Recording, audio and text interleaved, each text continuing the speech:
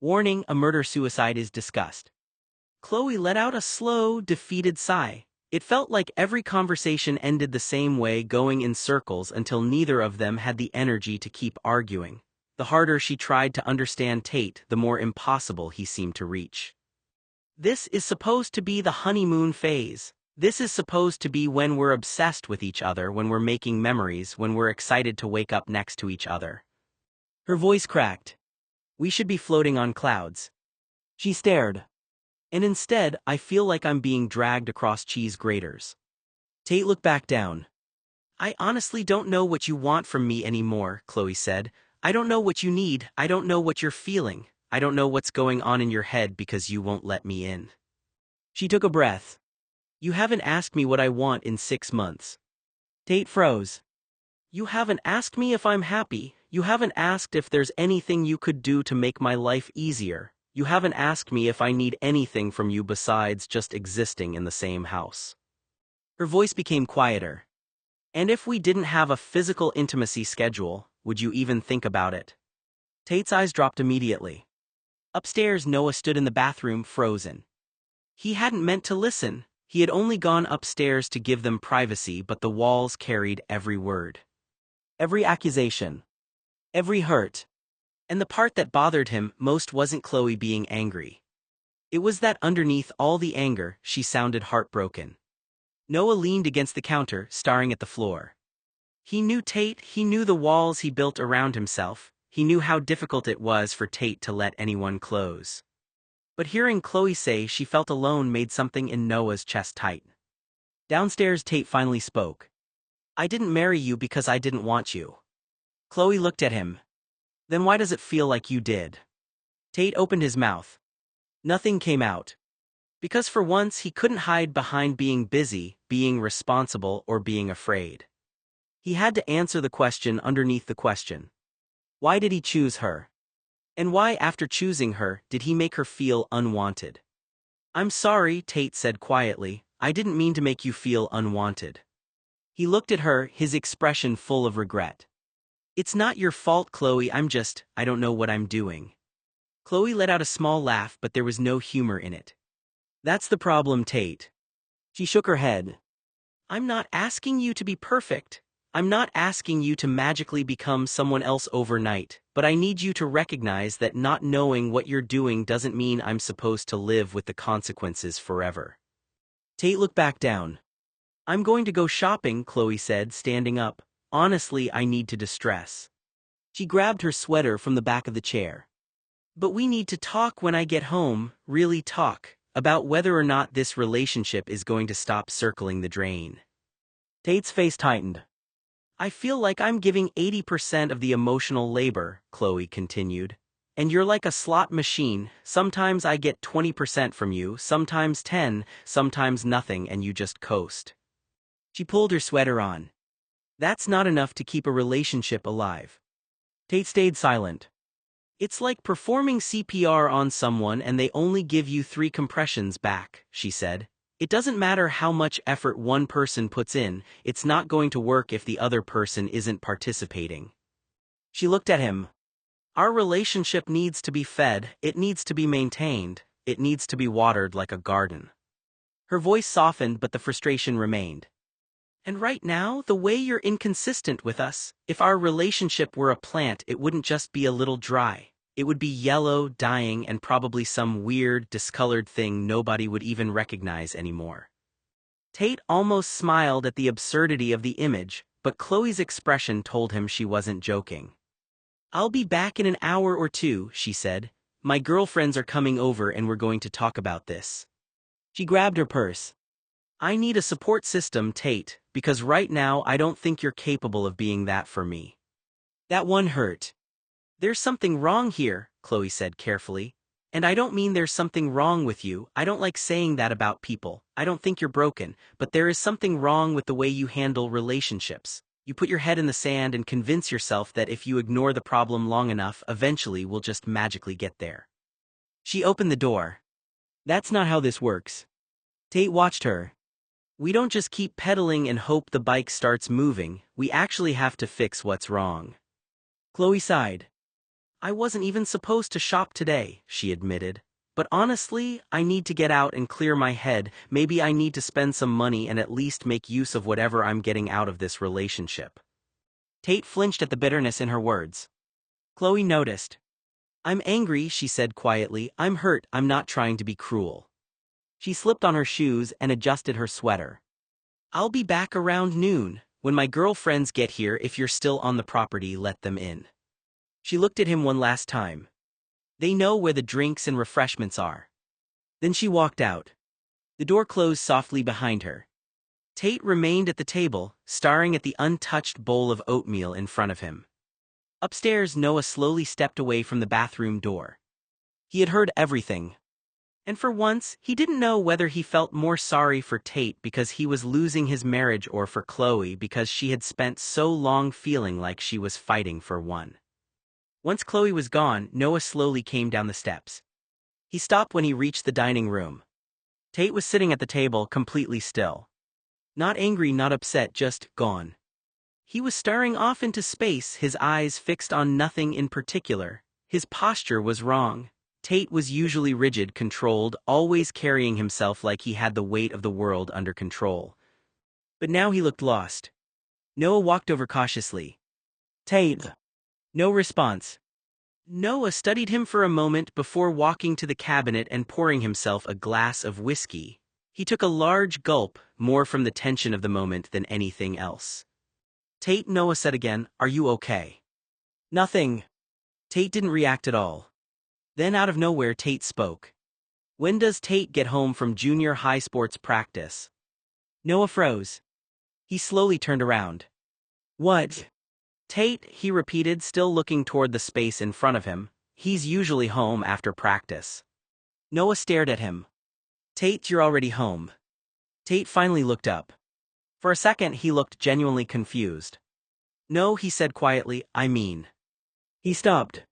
Then he looked around the room. You're already here. Noah's concern deepened. Tate, listen to me, are you feeling okay? Tate blinked. Tate's usually at soccer practice this time of day, he said again. Did he score any points? Noah didn't know what to say.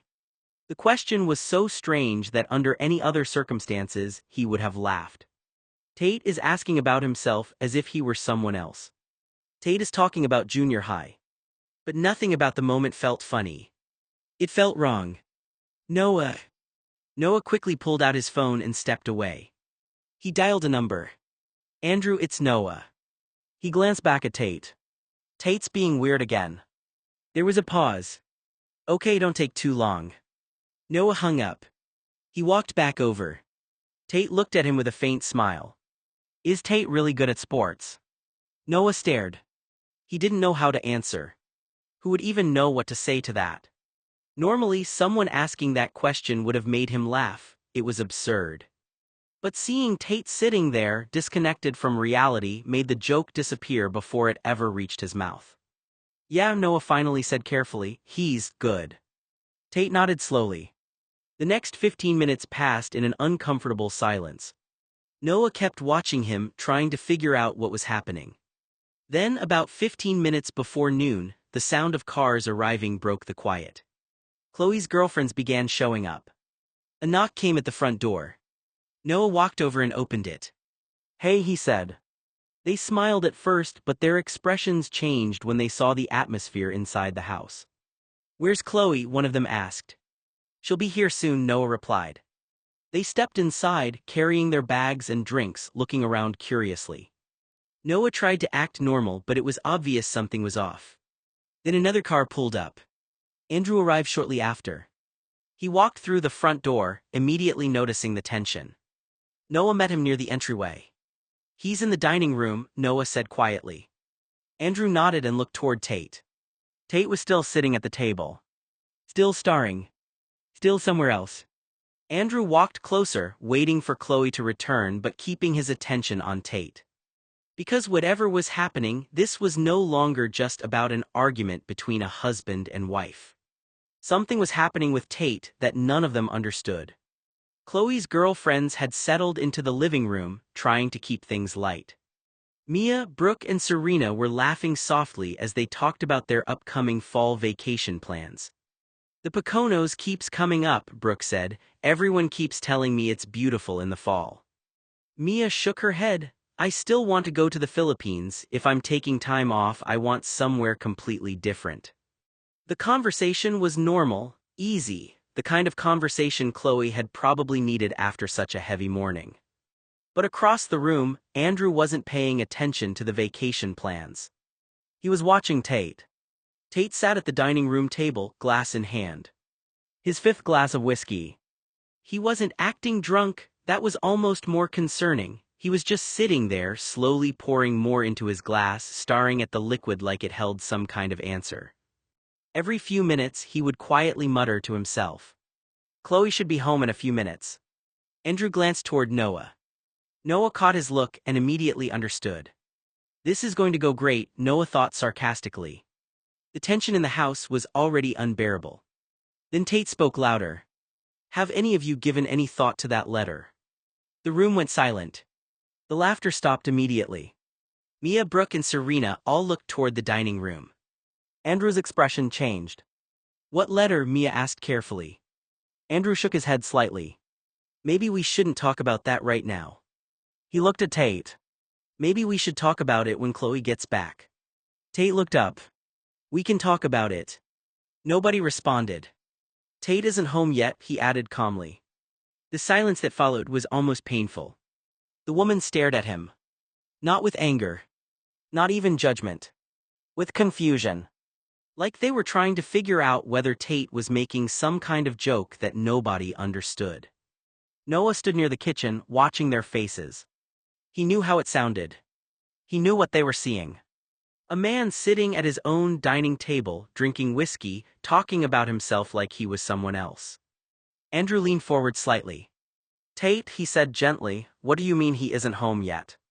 Tate looked genuinely confused by the question. He should be, Tate replied, he's probably just running late. Serena exchanged a glance with Brooke. Mia lowered her voice. Is he okay? Noah didn't answer immediately. Because he didn't know. And for the first time in a long time, Noah wasn't worried about an argument. He was worried about Tate. Maybe we should talk about Chernobyl, Tate said. His words were slightly slurred now, his eyes unfocused. I think that would be very beneficial. The room went quiet again. Nobody knew where the conversation had gone anymore. Andrew watched carefully as Tate reached down and placed his gun on the dining room table. The mood changed instantly. No one spoke. No one moved too quickly. Noah's heart dropped. Tate, Andrew said calmly. Tate looked over. What? Andrew kept his voice steady, let's put that away. Tate frowned slightly, as if he didn't understand why everyone suddenly looked so serious. It protects me. Andrew stood slowly and moved closer. Tate, listen to me, nobody is trying to take something away from you, we're just trying to make sure everyone is safe. Tate reached toward it, pulling it closer. Don't take that, Tate said quietly, that protects me.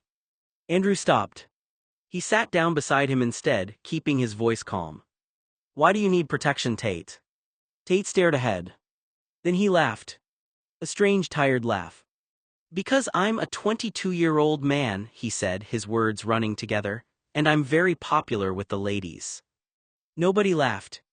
Not because the comment wasn't something Tate might normally joke about, but because Tate wasn't acting like himself. Andrew looked at Noah. Noah looked back, his expression full of worry. The women in the living room had gone completely silent. They didn't know the Tate they were seeing. They knew the confident man, the wealthy man, the person who always seemed in control. Not this version.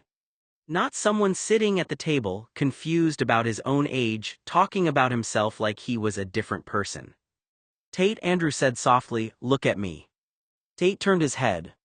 For a moment his expression changed. Like some part of him realized something was wrong. Then the exhaustion caught up with him. His head lowered. His body relaxed. And within seconds Tate was unconscious, slumped forward at the dining room table. The silence afterward was overwhelming. Noah stared at him. The strangest part wasn't even that Tate had passed out. It was everything he had said before. Because Tate wasn't 22. Tate was 27. And somehow, sitting there in that room, everyone was left wondering what had happened inside his mind that made him believe otherwise.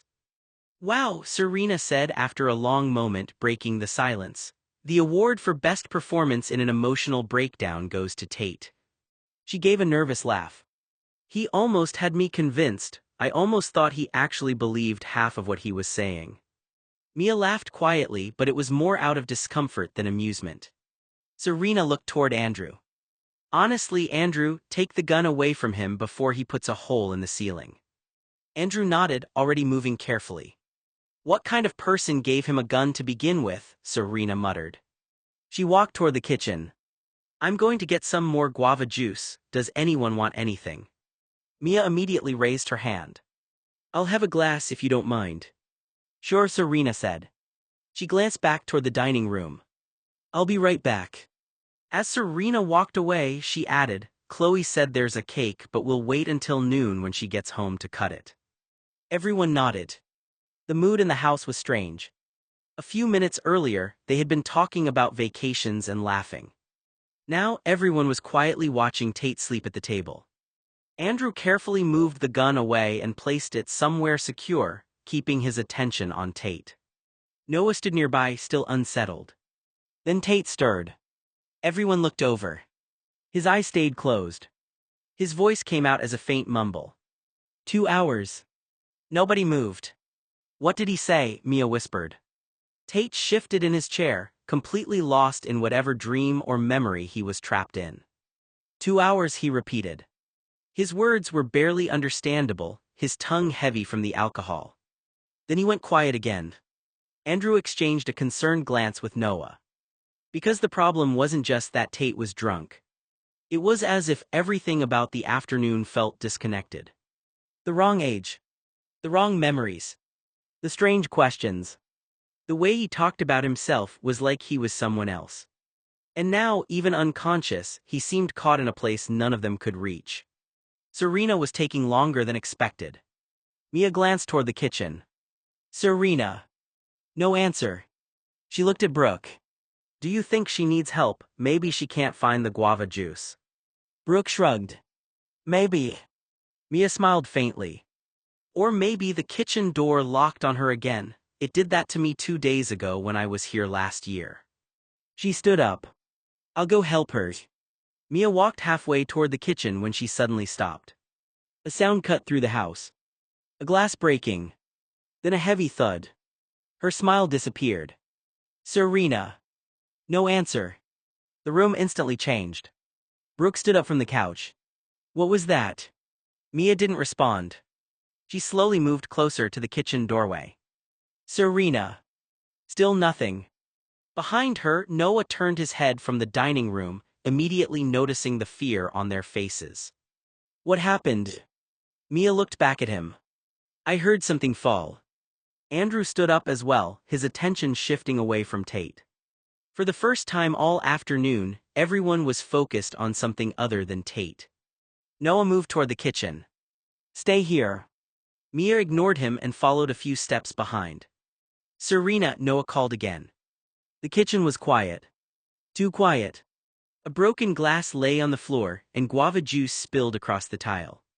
And then they saw Serena. She was on the ground near the counter. Serena.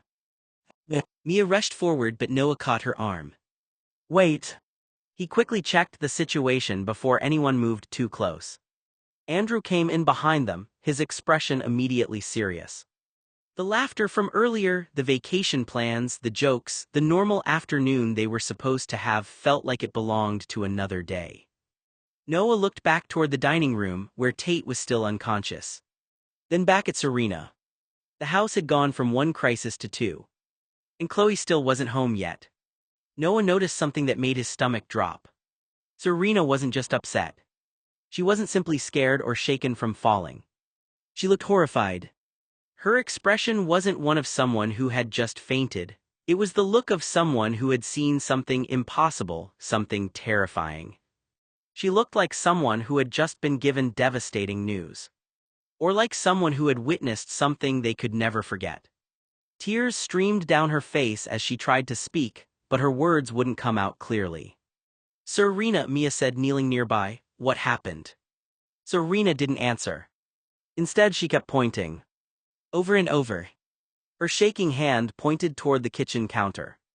Toward the jar of guava juice sitting beside the refrigerator. Noah followed her finger. The jar. His expression changed. What about the juice? He asked. Serena's eyes widened. She looked terrified. Andrew noticed immediately. Serena, don't try to sit up, he said firmly but calmly. He carefully helped lower her back down, one hand supporting her head so she wouldn't hit the floor. Stay with me. But Serena kept crying. She kept pointing toward the jar. Then suddenly she gagged again. Andrew reacted quickly, turning her slightly and supporting her as she vomited again. Mia turned away, tears forming in her eyes. Oh my God. Noah stood frozen, staring between Serena and the jar. Something had happened in those few minutes she was alone in the kitchen. Something that had scared her badly. Andrew looked at Serena. Serena, listen to me, I need you to focus, can you tell me what happened? Serena tried. Her lips moved. But all that came out was a broken whisper. The juice. Everyone looked at the counter. The jar sat there untouched. But now it felt like the most important thing in the entire room. Andrew glanced toward Noah. Don't let anyone move it. Noah nodded slowly. Because whatever Serena had seen, whatever had caused that reaction, it was clear she wasn't just sick. She was terrified. Andrew carefully pulled Serena against his chest, trying to ground her. Serena, look at me, he said calmly. You're here, you're safe, stay with me. But Serena was too far gone. Whatever she had seen or thought she had seen had overwhelmed her completely. Her breathing was rapid and uneven, she couldn't seem to catch her breath, her whole body trembled as panic took over. Andrew recognized the signs. It reminded him of Tate. The same distant look. The same terror in someone's eyes when their mind seemed to be somewhere else entirely. Serena, Andrew repeated, listen to my voice. But she couldn't. Her eyes stayed fixed on the counter. On the jar. Then suddenly, a surge of adrenaline seemed to take over. Serena pushed away from him. Serena, wait. She bolted upright, moving before anyone could stop her. She stumbled out of Andrew's arms and toward the kitchen doorway, her movements frantic and unsteady. Serena. She made it only a few steps before her legs gave out. She hit the floor hard. Everyone froze. Mia, Brooke and Noah stared in shock. Nobody knew what they were watching anymore. This wasn't just someone feeling sick. This was someone terrified beyond reason. Mia whispered, almost unable to believe what she was seeing. I think she's lost her mind. Andrew looked at her sharply. No. His voice was firm. She hasn't lost her mind. He looked back at Serena, who was curled on the floor, shaking and crying. She's scared, something scared her. Noah glanced toward the counter again. The jar of guava juice sat there quietly. The same jar that Serena had been pointing at. The same thing that had caused such an extreme reaction. And now everyone in the room was wondering the same thing. What had Serena seen in that kitchen? Because whatever it was, it had broken through the calm, confident person they knew and left behind someone who looked completely terrified. Before Andrew could reach Serena in the living room where she had collapsed moments earlier, she suddenly pushed herself upright. She was still shaking. Her face was pale, her breathing uneven, and her eyes were filled with a kind of fear nobody had ever seen from her before. Serena, stop, Andrew said, moving toward her. You need to sit down. She didn't respond. Instead, she pulled out her phone with trembling hands and immediately dialed Chloe's number. Everyone watched. The phone rang. Once. Twice. Then the voicemail picked up. Hello, this is Chloe. I'm sorry I can't come to the phone right now, but if you leave me a message, I'll return it at my earliest convenience. Serena's expression crumbled. Chloe. Her voice came out as a desperate cry. Pick up the phone. The room went silent. Chloe, please pick up. She looked around frantically, like she didn't have enough time. No, no, no. Then her voice became urgent. Chloe, do not come home. Everyone froze. What? Mia whispered. Serena gripped the phone tightly. You are not safe at home. Noah immediately looked toward the dining room. Tate was still sitting there, unconscious at the table. Andrew's expression hardened. Serena, what are you talking about? But she kept speaking into the voicemail. Under no circumstances do you come back here, do you understand me? Tears filled her eyes. I figured something out. Nobody moved. Nobody even breathed. What did you figure out? Noah asked quietly. Serena didn't answer. She was focused only on Chloe. You need to call the police. Her voice cracked. Please, Chloe, call the police. She swallowed hard. Meet me at our favorite cafe, don't go home, don't come here, just meet me there. Then, before anyone could say another word, she ended the call. Serena, Andrew said. But she was already moving. She ran toward the front door. Serena, wait. She didn't stop. Her purse was still sitting behind on the couch. She didn't grab it. She didn't grab a jacket. She didn't even notice she wasn't wearing shoes. All she had were her keys. She burst out of the front door and ran across the driveway. Everyone watched in shock as she reached her car, moving with pure panic. She looked like someone running from something or someone that was right behind her. Like stopping for even a second would be dangerous. She started the engine and pulled away. Noah stood frozen in the doorway. Mia, Brooke, and Andrew watched the car disappear. Nobody knew what Serena had discovered. Nobody knew what had terrified her so badly. But one thing was clear. Serena wasn't running away from the house. She was running to protect Chloe from it. When Serena reached her car, she was still shaking. Her hands trembled as she unlocked the door and got inside. She barely had time to breathe. Then she saw headlights behind her. A car was pulling up near the blue mansion. Talia and Terrence. For a split second, Serena froze. Her eyes widened. Whatever fear had already taken over her seemed to intensify. No, she whispered. She didn't wait. She started the engine, gripped the steering wheel, and immediately pressed down on the accelerator. The car shot out of the driveway. She sped away from the blue mansion like something was chasing her. Like she wasn't just leaving a place, she was escaping it. Behind her, the mansion grew smaller in the rearview mirror. Serena kept driving, barefoot, terrified, and barely aware of anything except one thought. She had to get to Chloe before it was too late. Her phone sat in the passenger seat. Her purse was still back at the house. None of it mattered. The only thing that mattered was finding Chloe and keeping her away from the mansion. Because whatever Serena had discovered in that kitchen had changed everything. Noah turned around when he heard footsteps coming from the kitchen. His expression immediately changed. Tate was walking out. He was holding a mop. Everyone in the living room went quiet. I cleaned up the guava juice, Tate said casually. I don't want anyone to slip. Nobody answered right away. Andrew stared at him. The timing felt strange. Very strange. Tate, Andrew said slowly, that's a rather unusual time to decide to clean something up.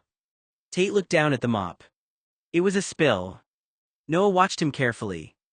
A few minutes ago, Tate had been confused, drunk, and talking as if he were someone else. Now he was standing there cleaning the floor like nothing had happened. Before anyone could respond, the front door opened. Talia and Terrence walked inside. Their expressions were immediately concerned. What's wrong with Serena? Talia asked. Everyone turned. Is she okay? She looked around the room. She almost ran into the gate. The room fell silent. Noah's face tightened. What do you mean, almost ran into the gate? Talia looked shaken. She came flying out of here, she looked terrified, she wasn't even wearing shoes.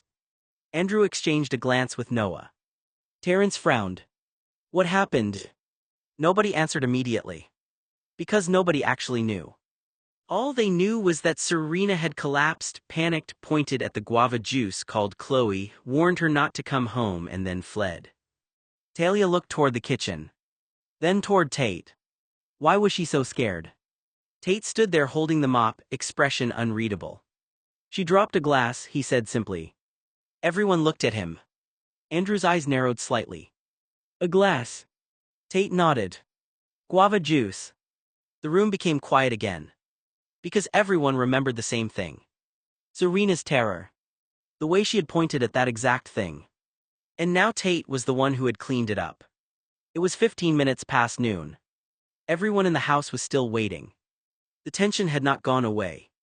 Noah kept glancing toward the front door.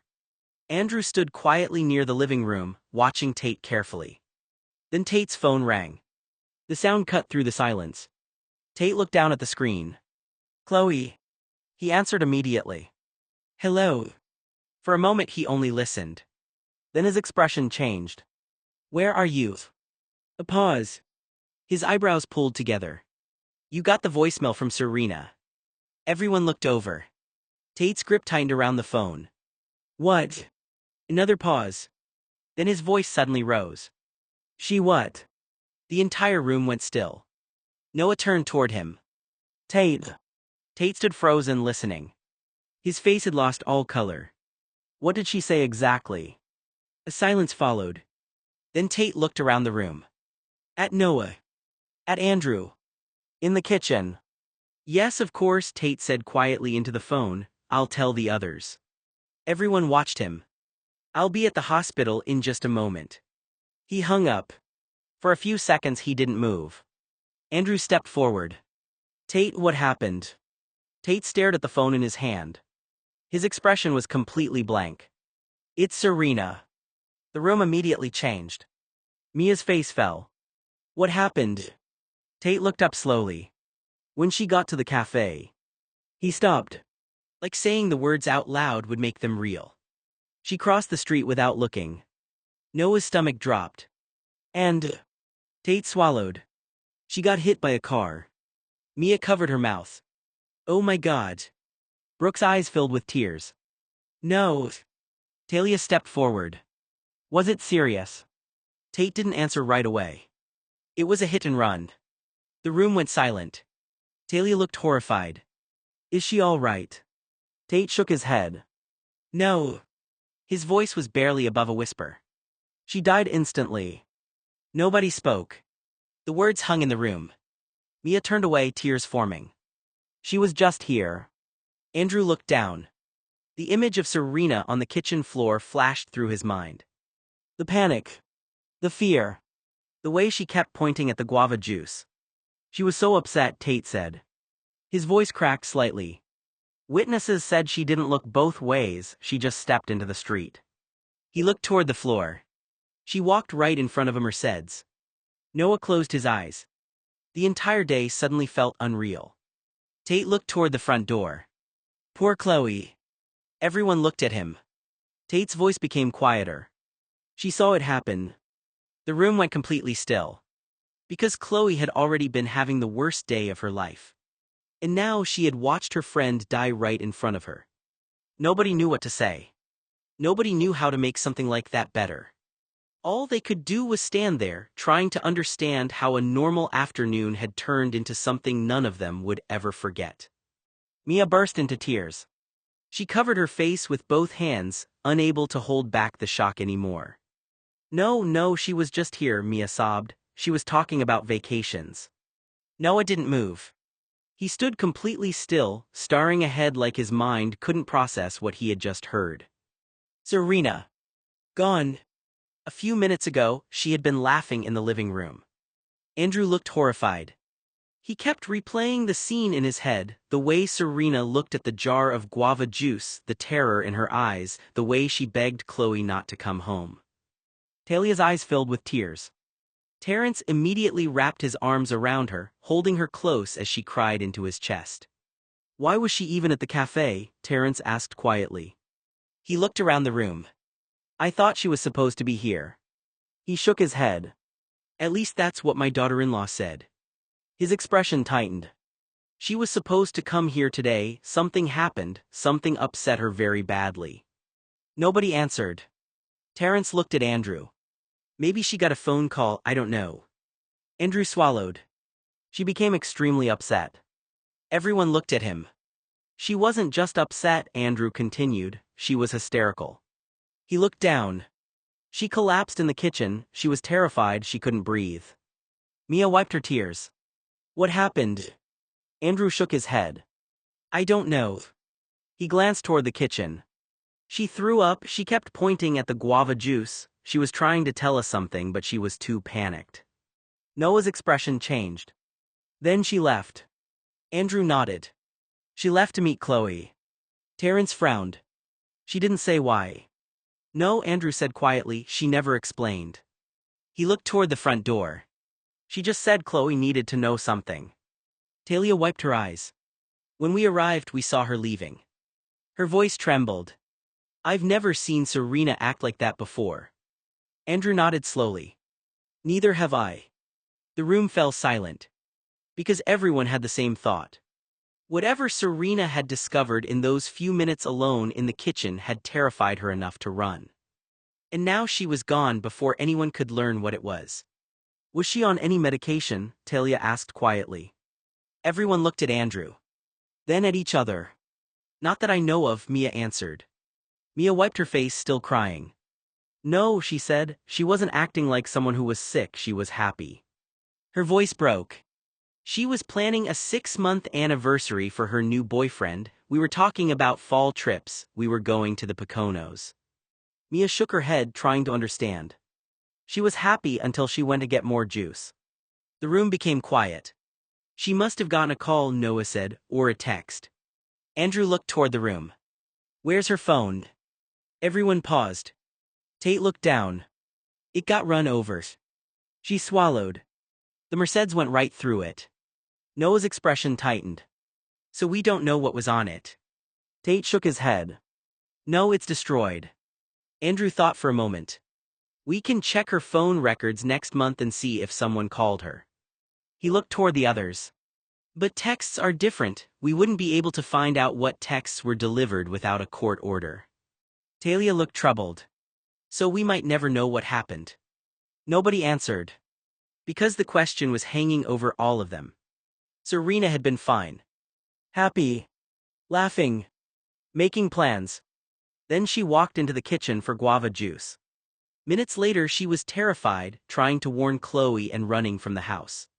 And now the one thing that might have explained everything, the phone she had been holding when she called Chloe, was gone.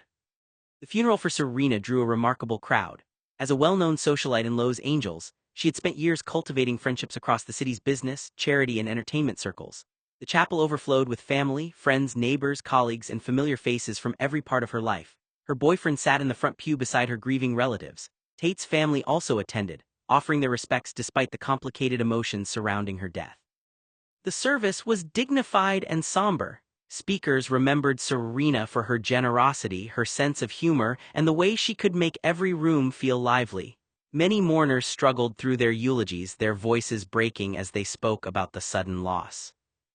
Mia and Chloe had endured an especially difficult few days.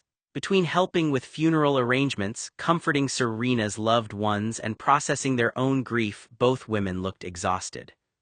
Chloe had noticed Tate keeping unusually quiet throughout the service. He stood respectfully with the family but remained distant, his expression unreadable. Later, after the reception had begun to wind down, Chloe found Tate standing by himself outside the funeral home. What spooked Serena? Chloe asked softly. She looked terrified before everything happened. Tate stared out toward the parking lot for a long moment before answering. She didn't go into specifics, he said quietly. She was scared, but she never told me exactly what had frightened her. Chloe studied his face, hoping for something more, but he simply shook his head. That's all she said. That's all she gave me.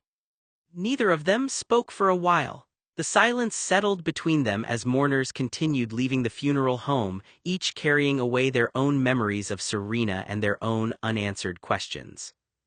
Chloe had taken charge of the funeral arrangements, working closely with Serena's parents to ensure every detail reflected the woman they had loved.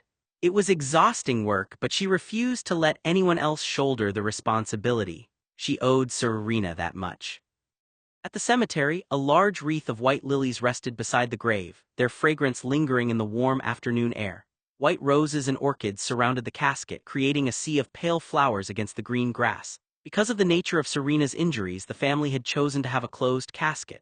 It was the only decision that made sense, though it made the finality of the day feel even heavier.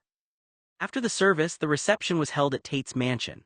The gate stood open all afternoon, and anyone who wished to pay their respects was welcomed inside. Friends from Serena's school days, business associates, neighbors, members of Los Angeles Society, and countless others filled the estate. Conversations were quiet, laughter was absent, and every room carried the unmistakable weight of grief.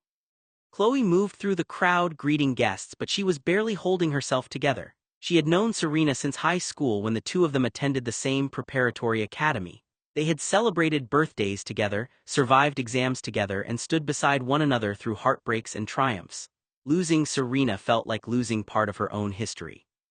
More than once she had to excuse herself, disappearing into a hallway or the garden just long enough to wipe away fresh tears before composing herself again. Nearby, Mia stood silently with a cup of untouched tea in her hands. Her eyes were red and swollen from crying. "I still don't understand," she whispered almost to herself. "How can she just be gone?" No one had an answer. Inside the living room, Tate sat alone on one of the long couches, a crystal cocktail glass resting loosely in his hand. He stared into the amber liquid without taking another sip, his thoughts somewhere far beyond the crowded room.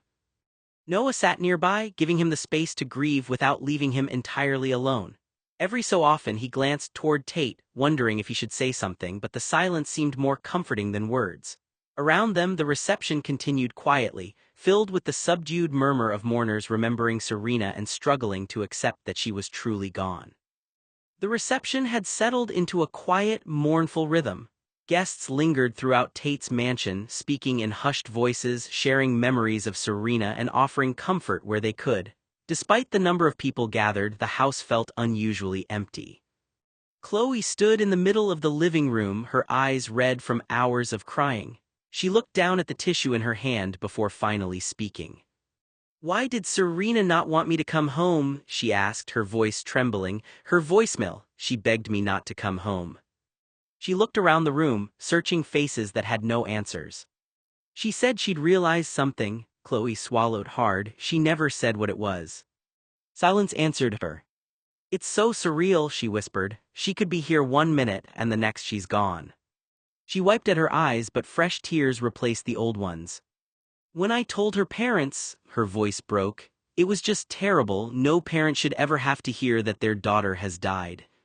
She glanced toward Serena's boyfriend, who sat quietly among a small group of friends, staring blankly into the distance. "And her boyfriend?" Chloe continued. "It's one of the worst things possible to hear, that your girlfriend died. You spend your day expecting to see the person you love again, and then someone tells you that you'll never see them alive again." The room remained still. "She was so full of life," Chloe said through tears. "She always had somewhere to be, someone to meet, some ridiculous story to tell. She could walk into a room and somehow make everyone smile." A small broken laugh escaped her. "And now she's just somewhere else." She hugged herself as though trying to hold herself together. "I keep thinking my phone is going to ring and it'll be Serena. Or she'll just drop in like she sometimes did, let herself into my house, raid my refrigerator, and act like she owned the place." Another tear slid down her cheek. "But she can't." Her voice fell almost to a whisper. "And she won't." No one spoke. Mia quietly covered her mouth as tears streamed down her face. Noah lowered his head, unable to find words that could lessen Chloe's grief. Across the room, Tate sat motionless on the couch, a cocktail resting untouched in his hand. He stared into the amber liquid without seeing it, listening as Chloe mourned a friend they had all expected to see again. Outside, guests continued to come and go through the mansion's open gates. Inside, the weight of Serena's absence settled over every room. A day after the funeral, Terrence finally received the records from Serena's cell phone provider. He sat at the dining room table with Chloe and Tate, carefully reading through the report.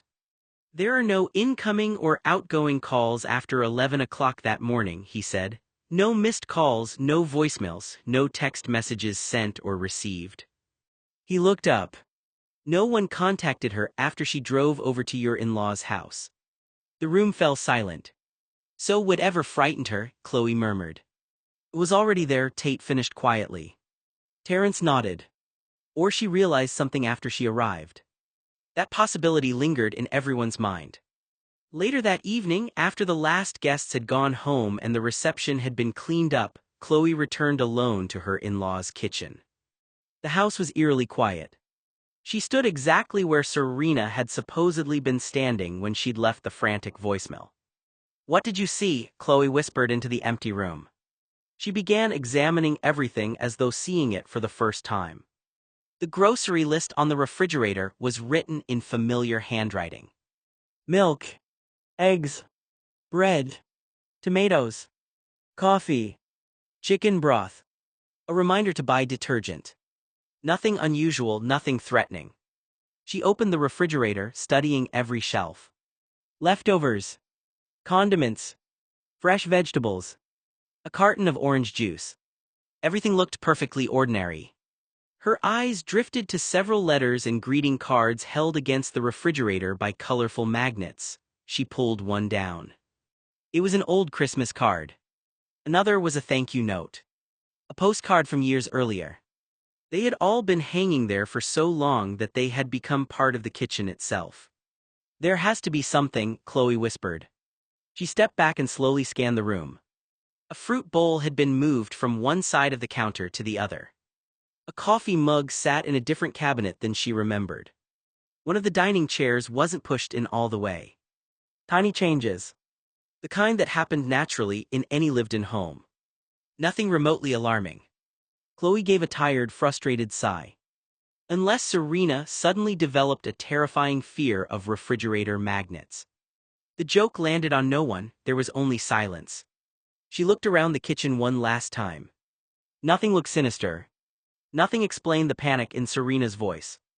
Nothing answered why Serena had begged her not to come home. Whatever Serena had realized, it hadn't been obvious. If the answer was in this kitchen, it was hidden in plain sight, waiting for someone to see what Serena had seen in the final moments before everything changed. Chloe's attention drifted back to the refrigerator. She hadn't paid much attention to it before, but now she noticed the collection of small Polaroid photographs held in place by colorful magnets. They covered much of the upper half of the door, each one capturing a holiday memory. She reached up and carefully removed the first one. On the back, written in neat black ink, was a date and a short note. Christmas 1982, everyone together. She picked up another. Christmas 1976. Another. Christmas 1974. Some of the photographs were decades old. There was Aunt Julia smiling with a plate of cookies in her hands. Chloe remembered that it had been taken the Christmas before Julia died. Another showed Tim laughing at the dining table. It was the last Christmas photograph anyone had of him before his passing. She picked up another. Tate's grandparents stood together in front of a towering Christmas tree, his grandfather with an arm around his grandmother's shoulders. The picture looked decades old. Talia smiled gently as she watched Chloe examine them. "Some of those are quite old." Chloe nodded. "Tate's grandfather died when Tate was 3, didn't he?" Talia nodded. "He did." She walked over beside Chloe. "We've always kept the photographs on the refrigerator. Every Christmas we add a new one, but we never throw the old ones away. They're little reminders of the good times." Chloe smiled sadly. "I like that." She continued looking. "Aunt Julia." She set the photograph back. "Tim." Another was returned. She paused at the photograph of Tate's grandmother. "I remember losing her a few years ago." Talia nodded quietly. She was the last one. Chloe looked across the refrigerator again. Beyond that, everyone's photograph is still here. She frowned. Something suddenly felt wrong. She leaned closer. "Why?" Her eyes narrowed. "Are all my refrigerator magnets out of order?" Talia blinked. "What?" "The magnets." Chloe pointed. "They've always had a pattern. The Christmas pictures were grouped together, the family notes were over here, the postcards stayed on the left side." She slowly traced the arrangement with her finger. "It's like..." She stopped. "It's like somebody moved everything around." Talia's expression changed. Without speaking, she began moving the photographs and magnets. "This one belongs over here." She shifted a Polaroid. "And this Christmas card was underneath these two." Another magnet slid into place. This postcard has always been on the left. Within a minute, the refrigerator looked noticeably different. Talia stepped back. There. She frowned. That's how it's always been. Chloe stared. So they really were moved. Talia nodded slowly. It's like somebody just walked into the kitchen, she said quietly, and started moving everything. The two women looked at each other. Neither of them could explain why anyone would rearrange decades of family photographs and magnets. But for the first time since Serena's death, they had found something that wasn't quite right. It wasn't frightening on its own. It was simply out of place. And Chloe couldn't shake the feeling that Serena had noticed the same thing. Talia smiled as she looked at the crowded refrigerator. Every Christmas, people would send us photographs from places they'd been, she said fondly.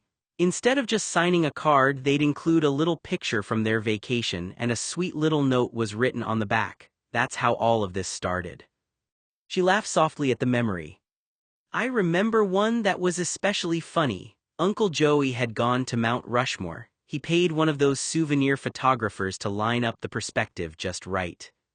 Chloe looked over with a faint smile. The picture made it look like he'd airdropped himself right onto Abraham Lincoln's forehead. She chuckled. He was standing there with his arms spread wide, holding a little sign that said, I finally sat on a president and got ahead of the government. Even Chloe couldn't help but smile. That sounds exactly like Joey. Oh, it was, Talia said, laughing. He thought he was the funniest man alive. He mailed that photograph with his Christmas card and it stayed on the refrigerator for years. It must be underneath all of these because it's not in its usual place. Every few months I put new ones on the refrigerator. It helps me remember the good old times. She glanced over the dozens of magnets, cards, and Polaroids now covering nearly every inch of the refrigerator door. We've collected so many memories over the years that there's barely any room left. She reached over and adjusted a magnet that had slipped sideways. Sometimes the photographs just fall off because there's so much up here. Her smile slowly faded as she looked at the refrigerator again. But nobody rearranges them. She looked at Chloe. We always put them back where they belong. The two women stared at the refrigerator once more. What had first seemed like a harmless mess no longer felt accidental. Someone hadn't simply knocked a few photographs loose. Someone had moved them. Talia smiled as she picked up another Polaroid from the refrigerator. Sometimes they'd write funny little messages on the back. She carefully turned one over. This one's from Uncle Tim. Reading the faded handwriting aloud, she smiled. I can't find my reading glasses, so I can't tell you what I'm writing. If it's terrible, you'll just have to deal with it. A small laugh escaped Chloe before she could stop herself. That sounds exactly like something Tim would write. Noah smiled softly. He was one of my favorite uncles. Talia looked over at him, touched by the comment. You would have liked him, she said warmly. He could make people laugh in less than a minute. Her smile softened. I miss him. She picked up another photograph, this one showing Tate's grandmother standing proudly in front of a Christmas tree.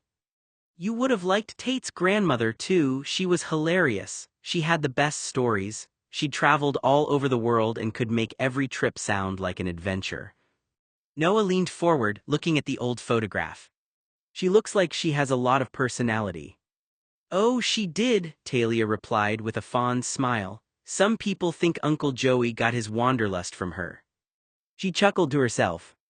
I remember that Mount Rushmore picture. Joey had paid a photographer to make it look like he'd landed right on Abraham Lincoln's forehead. Noah laughed.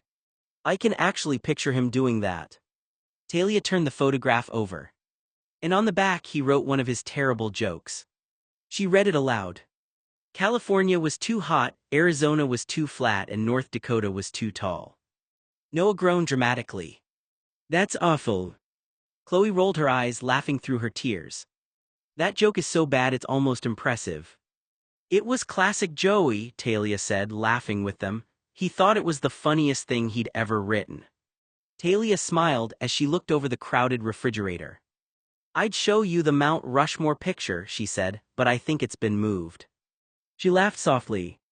We have so much stuff on this refrigerator that sometimes things disappear behind other things. When I find it, I'll show it to you. She ran her hand lightly over the photographs and magnets, her expression becoming warmer. When Tate was young, we used to put his artwork and his test scores on here. Tate looked over from across the room. You saved my test scores. Of course we did, Talia said with a smile. We knew you were going to be an interesting child. Chloe smiled faintly. Interesting. Talia laughed. Very interesting. She looked back at the refrigerator. Then, when Noah came into our lives, we started putting his things up here too, drawings, school projects, little accomplishments, everything that made us proud. Noah looked at the photographs with a quiet smile. I remember some of that. Uncle Joey especially loved it, Talia said. He used to brag that his two nephews were going to be important entrepreneurs someday. Tate smiled slightly. That sounds like Joey. He was always making predictions, Talia said, and that was one he got right. She glanced between them. Noah has built a successful business, and Tate is learning how to run his father's company. Noah looked down, a little embarrassed by the praise.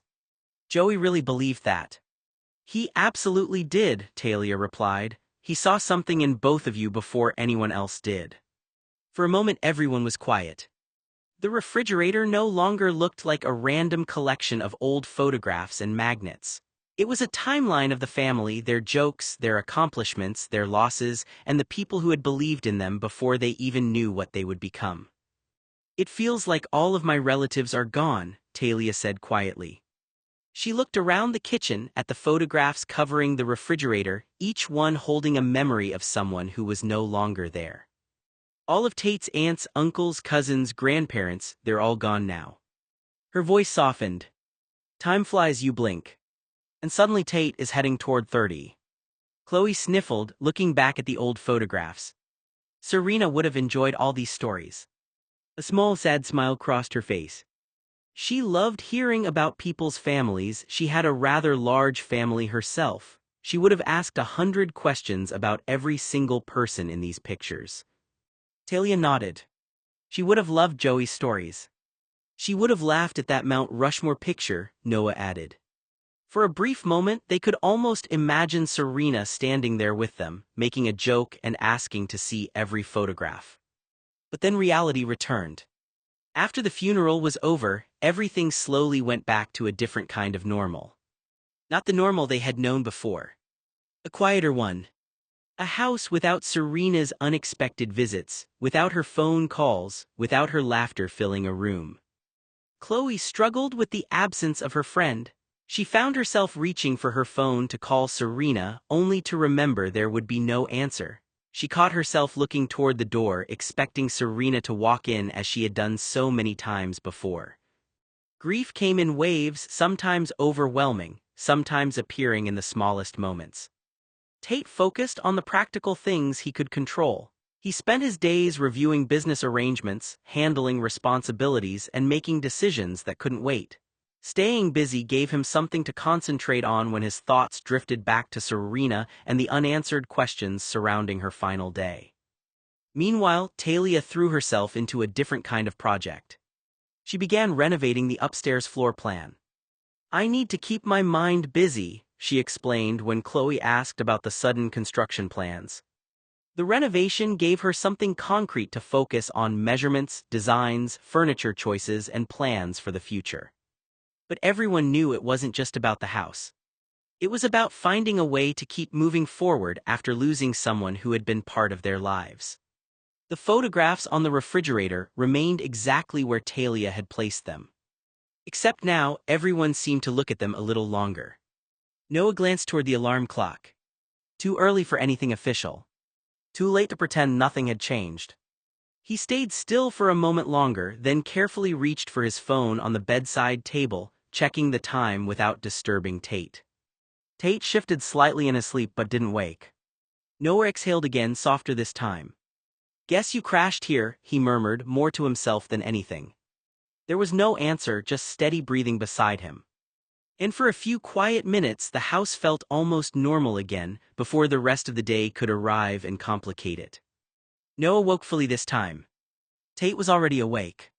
Sitting beside him on the bed, not touching him, just there, close enough that the space between them felt familiar, not intrusive. The early morning light caught the edge of his face, still a little tired, still carrying that quiet weight from the week before. Noah blinked. "You've been up long." Tate shrugged slightly, a bit. A pause. The house was still quiet, but it wasn't empty anymore. It had that "someone else is here" feeling again, subtle shifts in sound, presence, routine restarting. Noah stretched slightly, then sat up more fully. "You okay?" Tate didn't answer immediately. "Then I'm fine." Not convincing, but not defensive either. Noah studied him for a second. "You didn't sleep in your room." Tate shook his head once, didn't feel like it. "That was all." Noah nodded slowly, accepting it without pushing. A beat of silence passed between them. Then Tate spoke again, quieter. "I still don't want to talk about Chloe." Noah didn't react sharply, just nodded. "Okay." Tate's jaw tightened slightly, like saying her name still carried weight. "She crossed a line," he added. Noah hesitated. "I know." Tate glanced at him briefly. "It's not something I'm just going to forget." Noah nodded again. "That makes sense." Another silence. Less heavy now, more honest. From downstairs, faint movement in the house, morning beginning to form. Talia would be back soon, and the day would start whether they were ready or not. Tate finally leaned back against the wall behind the bed, exhaling slowly. Noah watched him for a second. "You don't have to stay shut in like that," Noah said gently. Tate didn't look at him right away. "Then I'm not shut in." A pause. Then softer. "I'm just not dealing with certain people right now." Noah nodded. "Fair." Tate's gaze flicked toward the hallway for a moment, toward the rest of the house. Still unresolved. Still tense. But not exploding anymore. Just existing. And for now, that was where they were, not repaired, not broken further, just in the in-between space of trying to figure out what came next. Noah shifted on the bed, sitting more upright as the morning light grew stronger through the blinds. Tate didn't say anything for a moment. Then he exhaled, long and slow, like he'd been holding something in since the moment he woke up. "I hate that I'm still thinking about it," he said finally. Noah glanced at him. "Chloe." Tate's jaw tightened slightly. "Yeah." A pause. Noah nodded carefully. "You don't have to forgive her right away." Tate let out a quiet, humorless breath. "I'm not thinking about forgiveness. I don't forgive people who violate my privacy." That made Noah look at him more closely. Tate leaned forward, elbows resting on his knees, staring at the floor. "I'm thinking about how easily people went through my stuff and decided what my life was," he said. Noah stayed quiet, letting him talk. Tate continued, voice lower now, like it didn't matter that it was mine. A beat. Noah nodded slowly. "It didn't matter." That earned a brief glance from Tate, measured, tired. "I just don't want it happening again," Tate said. Noah understood that part immediately. "Yeah," he said, "that's fair." Silence settled again, but it wasn't sharp anymore, just heavy in a quieter way. From downstairs, a floorboard creaked. The house was waking up fully now. Talia would be back soon. Tate leaned back against the wall again, staring forward. Noah spoke gently. "You don't have to deal with everything all at once, you know." Tate didn't answer immediately. "Then I know." A pause. Then quieter. "I'm just tired of people thinking they can step into it." Noah nodded. "Yeah." They sat with that for a moment. No more arguments, no more escalation, just the slow return of a shared space that was still figuring out how to feel safe again. And for now, that was enough. Noah sighed. "Chloe thought you were having an affair, Tate." She was upset. Tate let out a short laugh, sharp but not amused. "What nonsense. I want nothing to do with romantic relationships. I'd never have an affair because I abhor relationships." He shook his head, staring down at the floor for a moment like he couldn't decide whether to be angry again or just exhausted by it all. "Everyone thinks they have unlimited access into my private life," he said finally, voice edged with frustration, "like they're entitled to explanations for everything." Noah stayed quiet, letting him speak. Tate continued, more controlled now but still tense. "Just because I'm married doesn't give Chloe the right to read my mail from a decade ago." Noah nodded slowly. "I know." A pause. Tate exhaled through his nose, leaning back against the wall. That's the part nobody seems to get. Noah looked at him. She didn't mean to humiliate you. I don't care what she meant, Tate said flatly, then he softened slightly, catching himself. I care that she did it. Silence settled between them again, but it wasn't explosive anymore, just worn down, like both of them were running out of ways to frame the same situation. Tate shook his head slowly, still visibly wound tight from everything that had happened. When we were younger and orbited each other, I wouldn't care if you read my mail, he said, but I don't want Chloe doing it. Just because I'm married to her doesn't mean she gets to touch my things. Noah stayed quiet, listening. Tate looked over at him, frustration simmering under every word. I told you years ago there's nothing private between you and me, Noe. The nickname softened the edge slightly, but only slightly.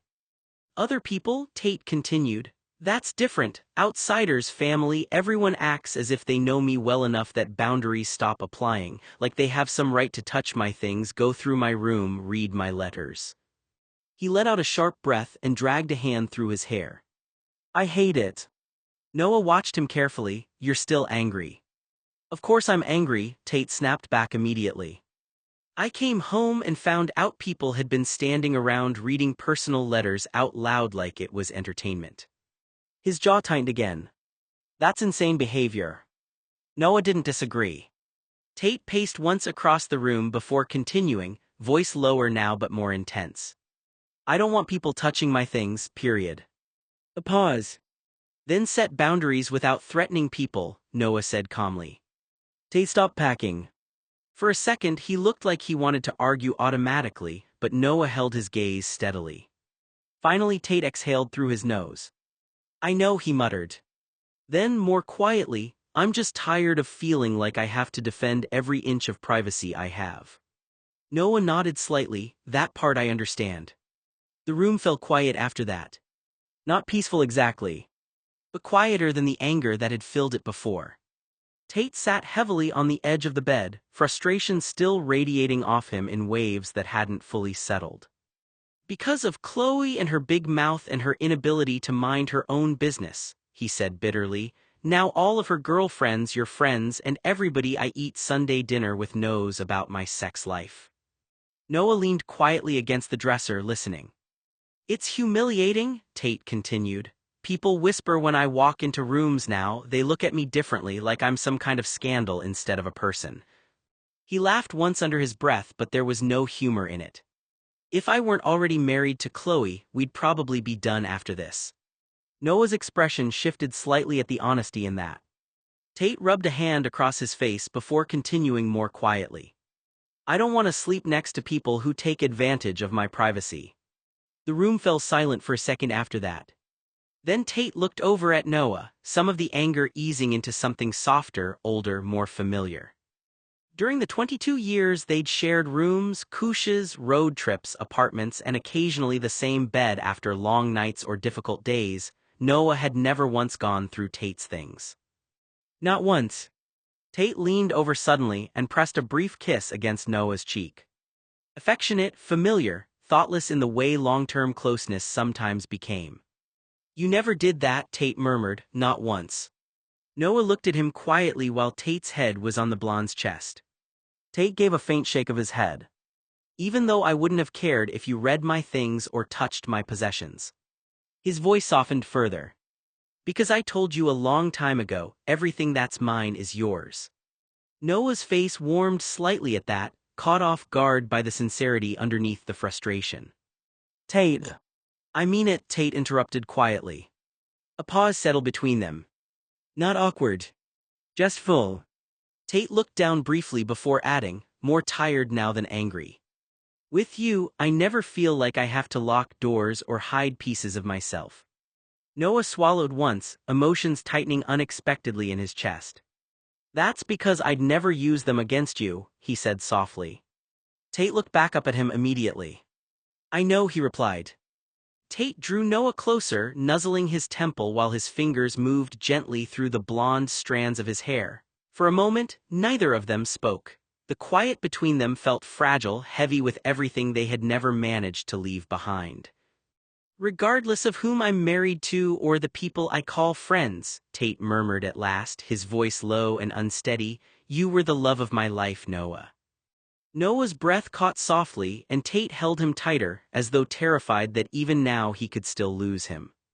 And that certainty in his voice carried more weight than anything else he'd said all night. In theory, Noah asked carefully, what would have happened if I had read the letter and you found out about it? Would you be mad? Tate looked over at him immediately and shook his head. No. Noah blinked slightly, no. You can read anything you want, Tate said simply. There wasn't hesitation in his voice either, no defensiveness, no anger. Just certainty. He leaned back against the headboard with a tired exhale. Unlike what Chloe likes to gossip about, I don't carry that letter around like it's something sacred or important. His mouth tightened faintly. I found it buried in old things and was probably going to throw it into storage with the rest of the junk from that period of my life. Noah stayed quiet, letting him talk. Tate stared toward the opposite wall for a moment before continuing more quietly. They're memories, that's all. A pause. Not good memories, not meaningful memories, just pieces of my life. His expression hardened slightly again. What I don't want is people I know turning them into entertainment, or sitting around in my living room acting like they're entitled to dissect my life because they found old letters. Noah remembered the circle downstairs vividly now, voices overlapping, Chloe crying, people speculating, gossip spreading faster than facts. Tate's jaw tightened. The intervention thing especially pissed me off. Noah winced slightly, yeah. Tate shook his head again, frustration returning in quieter waves now. How I lived my life when I was younger is my business. That line landed heavily. Not angry. Just deeply personal. I resent everybody who suddenly thinks they have a right to interrogate me because they stumbled into something private. Noah watched him carefully. I don't owe anyone explanations, Tate continued. Not Chloe's friends, not family, not random people who suddenly decide they understand my life because they read half a page of an old letter. The room stayed quiet after that. Then Noah asked softly, you really wouldn't care if I read it? Tate looked back at him. No, he said quietly, you've known almost everything about me for years. A faint, tired smile crossed his face. You don't go looking through my things because you're trying to expose me or turn me into gossip. Noah looked down briefly at that. Tate continued, voice softer now. With you, it's different, you see me as a person first. That hit Noah harder than he expected. For a second, neither of them spoke. Then Tate sighed and leaned his head back against the wall again. I'm just tired, he admitted quietly, tired of feeling like people are more interested in the story than whether I'm okay. If I truly didn't want you to know about it, Tate said quietly, it wouldn't have been anywhere in this house where you could have found it. Noah sat beside him silently listening.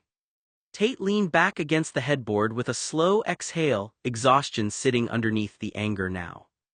I'm from a wealthy family, Noe. Families like mine survive on exclusivity, reputation, image management. He gave a bitter laugh under his breath.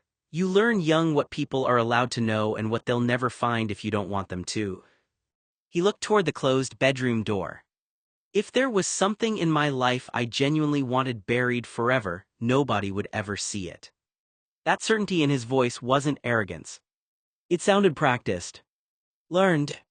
Tate reached over absently, threading his fingers through Noah's hair in a familiar gesture that immediately softened some of the tension still hanging between them. If I don't tell you something, it's because the truth would hurt you, alter the way you see me, or because it belongs to a part of my life that is too painful to drag into the light. He spoke without looking at her, his gaze fixed somewhere beyond the windows, beyond the dark glass and the reflection staring back at him. My whole life, he said quietly, people who gained access to my parents' house assumed that meant they had access to me. The words landed with a softness that made them worse. There were always guests, friends, business associates, people who smiled too long, touched too casually, asked questions that crossed lines no one bothered to defend. His jaw tightened almost imperceptibly, and everyone expected gratitude for it, as though being wanted in any capacity was a privilege. At last he looked at her. So, if there are things I keep locked away, understand that I learned very young what happens when people think they are entitled to every part of you. His fingers moved slowly through Noah's hair as he spoke. Family, friends, relatives, staff, guests, everyone wandering in and out of rooms, touching things, asking questions, deciding they were entitled to private parts of my life because the house was big and the doors were unlocked. Noah glanced up at him carefully. Tate's expression had gone distant now, less angry than worn down by the memory of it. I hated it, he admitted. I still hate it. A pause. That's why I prefer sleeping alone. His voice stayed even. But there was something sharpened beneath it now, something old and tired. At Brown, girls used to try slipping into my bed after parties, sometimes drunk, sometimes pretending they were. A humorless smile touched his mouth and disappeared just as quickly. After a while, I started locking my door. He said it lightly, as though it were an anecdote instead of a confession. It sounds ridiculous when I say it out loud, doesn't it? He continued. Most men are supposed to enjoy that kind of attention, that's what everyone assumes. His fingers tapped once against the arm of the chair before going still. But eventually you get tired of wondering whether people see you as a person or as access, a story, a fantasy, something they want to claim. He glanced at her then, quieter now. There's a particular loneliness in realizing people can want your body while remaining completely indifferent to your boundaries. So I changed the equation. I stopped waiting. If someone ended up in my bed after sex, I didn't linger in the ambiguity of it. I got up. I got dressed. I made it explicit that the moment had ended, whether they agreed with that timing or not. His eyes flicked up briefly, steady now, less defensive and more resigned. And yes, it probably looked cold from the outside, I know that, but I wasn't trying to be cruel. I was trying to remove the part where I had to guess whether my boundaries would be respected after I'd already been clear once. He exhaled again, quieter this time. Because what I learned wasn't just that people crossed lines, he said.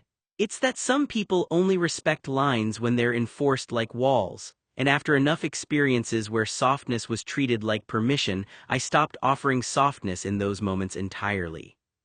A beat passed. And if that makes it sound like I stopped trusting people, he added, voice lower, it's because for a while I did. Noah frowned slightly at that. Tate gave a faint shrug. Most people don't understand boundaries unless they're forced to. His fingers paused briefly against Noah's hair before continuing again. I've never really had anyone in my life who respected my space naturally. Then he looked directly at Noah. Except you. The room went quiet again. Noah swallowed slightly but didn't interrupt. Tate continued more softly. You never acted like access meant ownership of me. That sentence settled heavily between them. I'm alive, Tate said after a moment, voice tightening again. I'm not existing solely so people can take pieces of me whenever they feel entitled to it.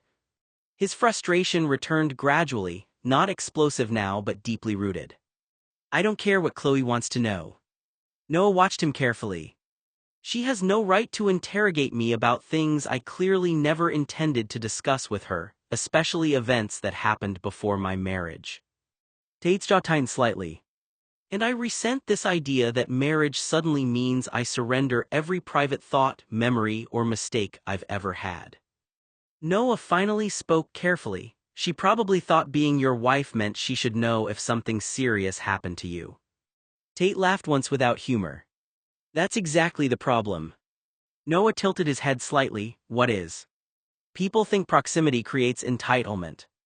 The answer came immediately. They think because they love you, marry you, grew up with you, or share a last name with you that every locked door should open automatically. His expression darkened slightly again. But some things belong to me. A pause. Tate stepped forward without hesitation and pulled Noah into a firm, deliberate embrace, steady, grounded, intentional, like he'd decided on it before his body ever caught up. It doesn't just belong to me, he said quietly near Noah's shoulder. It belongs to us. The word us wasn't thrown out lightly. It was chosen with care, shaped to mean something specific without turning into a claim it couldn't support. For a moment, he didn't move. He just held the space between them intact, present, not restrictive, close enough to be felt but not tight enough to trap. Not ownership, not control, just alignment. When he spoke again, his voice had softened but the steadiness stayed. "And I don't mean that like I'm taking anything from you," Tate added. "I mean it like you don't have to carry everything alone if you don't want to." A pause. "I'm not trying to rewrite what you went through," he said more quietly, "just be here with you while you're standing in it." His hand shifted once against Noah's back, brief, grounding, then still again. "You don't have to keep everything locked down just to stay in control of it," Tate said, "not with me. And I'm tired of people acting offended when I say no." Noah let that sit for a moment before speaking. "You know, Chloe probably feels hurt more than anything." Tate leaned his head back against the wall. "I know. Then why are you still so angry?" That made Tate go quiet for several seconds. When he answered, his voice was lower. "Because she didn't ask." Noah stayed still. Tate continued slowly, choosing the words more carefully now. "If she'd come to me and said, 'I found something upsetting and I need to talk to you,' that's one thing." His mouth tightened. "But instead she read private letters, showed them to other people, let everyone speculate about my life, and then acted shocked that I felt violated." The anger surfaced again at the last word. Not theatrical anger. Something rawer. "I came home and found out my personal history had become group discussion material." Noah winced faintly. Tate laughed bitterly under his breath. "Do you know how humiliating that is?" Noah answered honestly, "Yeah, I think I do." Tate looked at him for a long moment after that. Then his expression softened slightly again. "That's why I trusted you when we were kids," he said quietly. Noah blinked once. Tate's fingers slipped once more through Noah's hair before his hand rested briefly against the back of Noah's neck. "You actually listen before deciding who someone is." The room fell silent after that. Not tense anymore. Just intimate in the quiet way long histories sometimes became. Finally Noah spoke softly. "You know, most people would probably think your reaction means the letters mattered more than you're admitting." Tate snorted softly. "No, the invasion mattered." A pause. "The letters are just paper." Then more quietly. "But being treated like I'm not allowed to have private memories unless they're approved by everyone around me." His eyes drifted toward the closed bedroom door again. "That's the part I can't forgive." Tate's voice came out lower this time, more controlled but heavier with history. "I never wanted anyone to see that letter," he said. "It was from an obsessed teacher, a stalker. I told you this teacher had mental health issues. That wasn't something I kept because it meant something to me, it was something I kept because I never bothered sorting through old junk from that time." His jaw tightened slightly. "I don't want embarrassing or uncomfortable conversations happening around it," he added sharply. "That's all it is." A pause. Then more bitterly, "I'll never forget Chloe for humiliating me like that." Noah stayed quiet, letting him speak. Tate exhaled through his nose, gaze fixed somewhere past the wall. "It wasn't new either," he said quietly. "My Uncle Joey used to do it all the time." That shifted the tone in the room. "I hated it," Tate continued. "He'd find something awkward or personal and turn it into a joke, or worse, turn it into a story everyone else was allowed to repeat." His mouth tightened. "And once it spreads, you don't get it back, you just get people looking at you differently forever." Noah's expression softened slightly as he listened. Tate shook his head. "That's why I never forgave him when he asked for it," he said. "Because it wasn't just a mistake, it was a pattern, humiliation in front of my family like it was entertainment." A long pause followed. Then Tate's voice dropped again, quieter but firm. "What I've done with my life, what I've said, what I haven't said, that's mine. It's not public property." He glanced toward Noah briefly. "I don't want people questioning me as I owe them explanations for every part of my past." Noah nodded slowly. "You don't owe anyone that." Tate exhaled, tension easing just slightly at that. "If I want to share something, I will," he said. Another pause. Then more honestly than before. "I don't love Chloe." Noah didn't react immediately, just watched him, careful not to interrupt the weight of the admission. Tate's gaze stayed forward. "People like me don't always marry for love," he said flatly. "Sometimes it's image, stability, family expectation, business, convenience." A beat. It doesn't mean I want someone digging through my private life like they're entitled to interpret it. Noah spoke gently. That sounds like you feel trapped in what people expect from you. Tate's expression tightened slightly, but he didn't deny it. Instead, he just said quieter, I just want boundaries to mean something. Noah nodded once. They do, he said, but they only work well if everyone agrees to respect them. Tate looked at him then, still frustrated, still carrying the weight of what happened, but listening now rather than escalating. And for a moment, that was all either of them did. Tate's voice lowered as he kept talking, like once he started, it was hard to stop the memory from coming with it. Sometimes people I knew would get close to my parents just so they could get access to the house, he said, not because they cared about them, because it meant they could wander around. Noah's expression shifted slightly, less reactive now, more attentive. Tate's jaw tightened. They'd go through drawers, he said, move things around, take things they had no right to touch, sniff clothes like it was some kind of joke to them. He let out a short, humorless breath through his nose. It was like nothing was private, nothing was mine. A pause. I had to lock my bedroom door all the time when people came over, Tate continued, because otherwise someone would just decide it was okay to walk in. His eyes flicked toward Noah briefly. Like access to the house meant access to me. The words landed heavier this time, not angry but exhausted underneath it. I don't want people touching my things, he said again, quieter but firmer. Not because I'm hiding something, because I need to have something that's just mine. Noah nodded slowly. That makes sense. Tate exhaled, some of the tension in his shoulders easing slightly at being understood instead of challenged. I don't need people analyzing every part of my life, Tate added, or turning it into a group conversation like I don't get a say in it. Noah glanced down for a moment, thinking. You're describing a lack of control over your own space, he said carefully. That's what bothers you most. Tate looked at him. Yes, he said simply. A pause settled between them. Then Noah spoke more softly, but you know Chloe didn't do that to hurt you on purpose. She thought she was uncovering something important. Tate's expression tightened again, but not explosively this time. That's the problem, he said quietly. People always think their reasons justify crossing the line. Noah didn't argue. He just said, then the line has to be clearer going forward. Tate leaned back slightly, gaze drifting away for a moment. Yeah, he said after a beat, it does. The room went quiet again, but this time it wasn't boiling over. It was just two people sitting in the aftermath of something messy, trying to make sense of where the boundaries had been broken, and how to make them hold next time.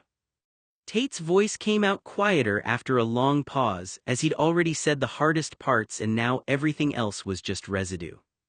I don't want to be touched, he said. Noah didn't interrupt. Tate stared down at his hands for a second before continuing, more carefully now. That was set in my childhood. People would just touch me or my hair because they thought they could, because no one stopped them, and there wasn't anything I could do about it unless I made a scene or left or stopped going places. His jaw tightened slightly. So I started learning to avoid it, locking my room, creating distance, making it so people had to ask or not come near me at all. A pause. I don't want people touching me now, he said again, firmer. I don't care if they're family, friends, or at Sunday dinner. If I didn't invite it, I don't want it. I don't mind if your friends do it. The ones you met at Brown, they're nice people and they won't exploit me, but I don't want other people doing it. Noah nodded slowly. That's a boundary. Tate let out a small breath, some of the tension easing just slightly. Then his tone softened in a way it hadn't earlier. I don't mind when you do, he added. He shifted closer, then rested his head against Noah's shoulder like it was the most natural thing in the world. The contrast was immediate, the guardedness in everything he'd said, and then this chosen closeness, deliberate trust. Noah stayed still for a moment, then spoke gently. Then it's not about touch itself, he said, it's about control over it. Tate didn't lift his head. Yeah, he murmured, it's about choosing it. A quiet settled between them. Noah looked down slightly. Chloe crossed that line for you. Tate gave a small, tired nod against his shoulder. And so did other people, Noah added carefully. Yeah, Tate said again. His voice softened further, almost fatting into the space between them.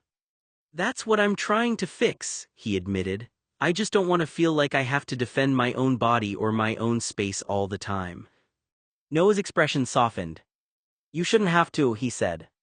Tate stayed leaning there for a moment longer, breathing steady now, as if the act of saying it out loud had finally taken some of its weight out of him. Not gone, but lighter than before. Tate's expression tightened again as the conversation circled back to Mark. I don't want Mark around me, he said more bluntly. That's not negotiable. I won't be seen around gay people. Noah exhaled slowly. You're making it sound like being in the same room is impossible. It is if I have to sit there watching him act like he has access to you. I don't agree with, Tate replied. Noah gave him a sideways look. Access to me. Tate paused for a beat, then corrected himself slightly. He wants to get into your pants. Noah nodded once, absorbing that. Tate's jaw tightened again. I don't like him, he said simply. I don't trust him. Gay men are dangerous and this one wants to exploit you. Noah smirked faintly. That's more honest. Tate shot him a look. It's always been honest. A pause. Noah leaned back slightly. You don't have to attend everything I attend, but you also don't get to ban people from my life. Tate didn't argue immediately. He just looked away for a moment, frustration still there but less sharp than before. I'm not trying to control you, he said quietly. I know, Noah replied, but you are trying to control what you're exposed to. Tate let out a slow breath. Maybe I am, he admitted. I just don't want chaos around me anymore. I don't like gay men. Noah's expression softened slightly at that. Then we deal with it without cutting everyone out, he said. Tate didn't respond right away. But he didn't escalate either. And for him, that was already progress. From downstairs, the house creaked softly as morning fully arrived. Noah spoke gently. Are you going to be okay with her coming back? Tate didn't answer immediately. Then, I don't know. A beat. Then quieter. But I'm not pretending it didn't happen either. Tate leaned back against the bed again, letting out a slow breath like the tension in his shoulders had finally started to loosen a little. Noah shifted beside him, giving him space but staying close enough that the silence between them didn't feel isolating. Outside, the house was fully awake now, small sounds of movement downstairs, the start of a new day settling in. Tate stared at the ceiling for a moment. Then, quieter than before, he said, It's weird how people assume they understand you. Noah glanced at him. Yeah. Tate gave a faint, humorless exhale. They take one thing and build a whole story around it. Noah nodded slowly. That's what happened with Chloe. Tate didn't respond immediately. Then, I know. A pause.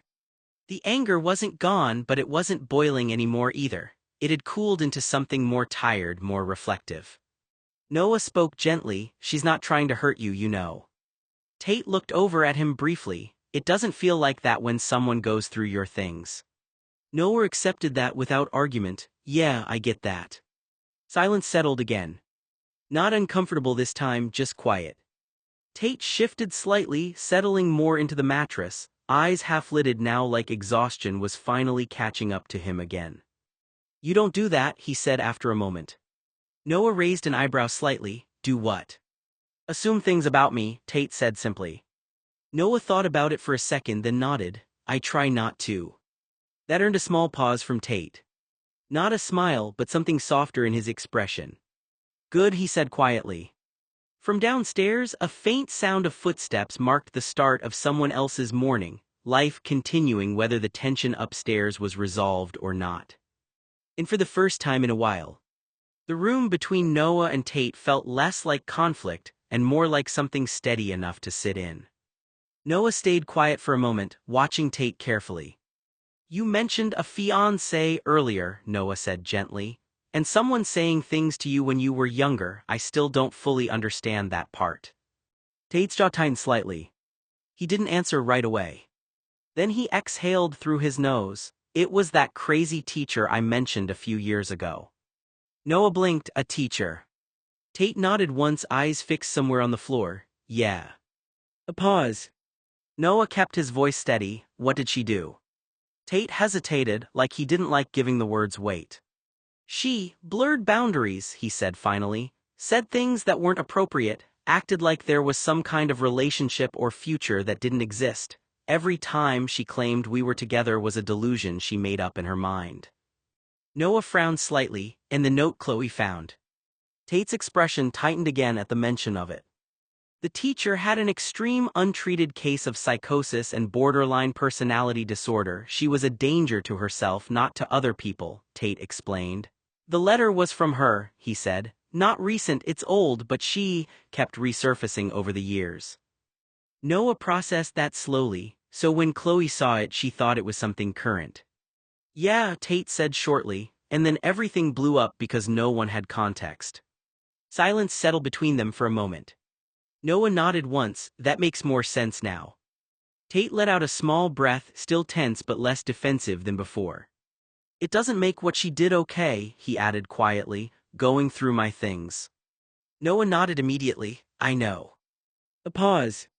Then Noah spoke more gently, but it explains why it hit such a sensitive point for you. Tate didn't respond right away. Then quieter, yeah. From downstairs, faint morning noise drifted up again, life continuing outside this conversation. Noah leaned back slightly. So what happens with her now? Tate didn't answer immediately. Then I don't know yet. A beat. Then more controlled, I just need things to calm down. Noah nodded, okay. And for the first time in a while, the conversation didn't escalate or collapse. It just settled. Tate leaned back against the wall, exhaling slowly like he was trying to put distance between himself and the whole situation just by speaking more calmly. I've had stalkers, he said flatly, fans, people who get obsessive, unhinged infatuation, whatever you want to call it. Noah stayed quiet, letting him set the pace. He paused, then added more quietly, Jay, the stalker had mental health issues. I ended up making sure she got help. Therapy, treatment, whatever was needed so it stopped escalating. Noah frowned slightly, absorbing that. So you handled it. Tate gave a short nod. Yeah, eventually it was dealt with. Joey took care of it once she refused to stay away from me at 18. A beat of silence followed. The tension in Tate's shoulders didn't fully leave, but his voice stayed controlled now, more factual than emotional.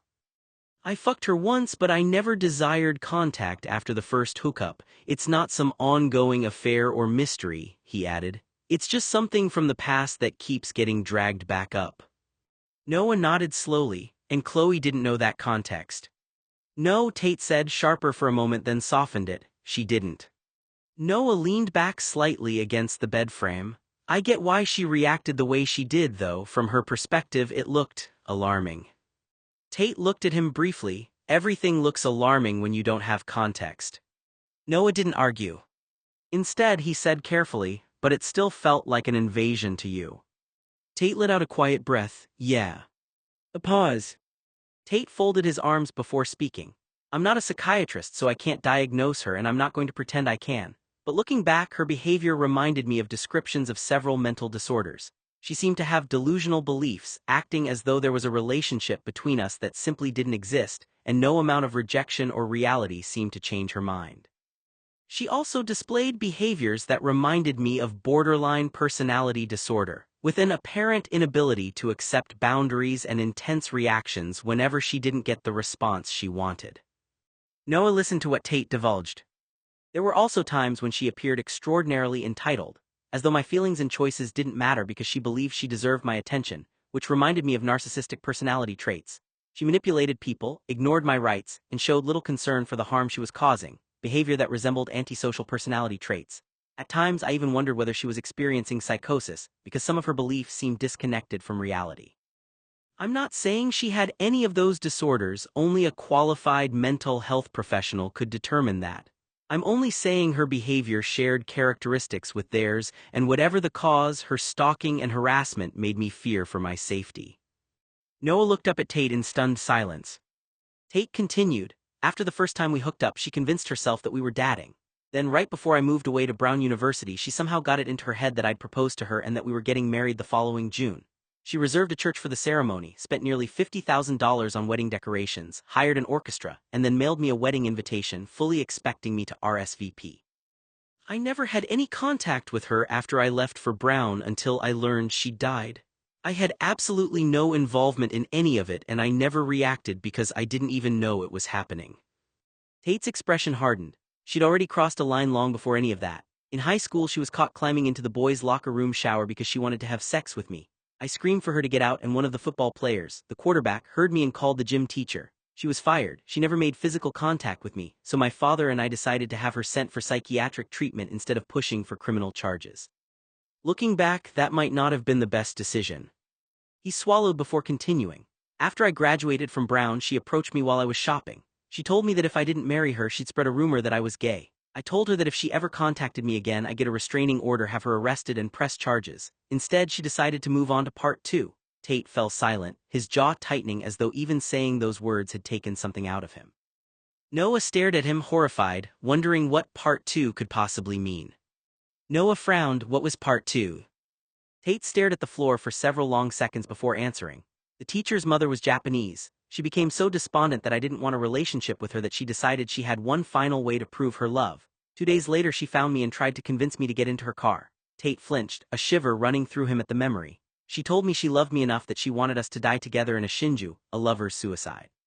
She believed that if we couldn't be together in life, we should be together in death. Noah's face drained of color, his eyes wide with horror. He couldn't find the words. Tate kept his gaze fixed on the floor, his voice barely above a whisper. That wasn't love, it was an obsession. I refused to get in the car and walked away. For a long time afterward, I couldn't stop wondering what would have happened if I'd hesitated for even a moment. Tate gave a slow nod. So what happened? Noah asked quietly. You obviously didn't go with her. What did she do? Tate's eyes dropped to the floor. She turned on romantic music in her car. The teacher said it was the last chance for us to be together. When I refused, she called me ungrateful, cruel, and anti-romantic. She said that before she died, the guilt and public humiliation would be my punishment for rejecting her. He paused, his voice growing faint. Then she took her own life by shooting a bullet through her throat right in front of me. I remember standing there in shock afterward, my clothes stained with her blood. I couldn't process what had just happened. Noah's face drained of color. My father used his influence to keep my name out of the newspapers and persuaded the police and reporters not to disclose that I'd been there, Tate continued. He didn't want the scandal or the humiliation attached to our family name. As strange as it sounds, I felt sorry for her. Whatever was happening in her mind, she was suffering, but witnessing that, it stayed with me. I had nightmares for years. I think that's part of why I've struggled with relationships. When a woman tells me she loves me instead of feeling comforted, something inside me recoils. My mind goes back to that day and all I can think about is obsession instead of love. My God, Noah whispered, his voice barely audible. You were only in your early 20s when that happened. Tate nodded slowly. It was during one of the summers when I came home from Brown. I never told anyone besides my father. Uncle Joey and Tim eventually found out because they always seemed to know everything. He let out a humorless laugh before it faded. It was one of the most disturbing experiences of my life. I didn't tell you because you actually knew her. You were in one of her classes and I didn't want to leave you with nightmares. And I don't ever want to talk about it again. Noah reached for Tate's hand without saying a word. Tate squeezed it gently. That's why strange women trying to get close to me scares me, he admitted. People think I'm too arrogant or cold, but they're seeing the result, not the reason. After what happened, attention stopped feeling flattering. It started feeling dangerous.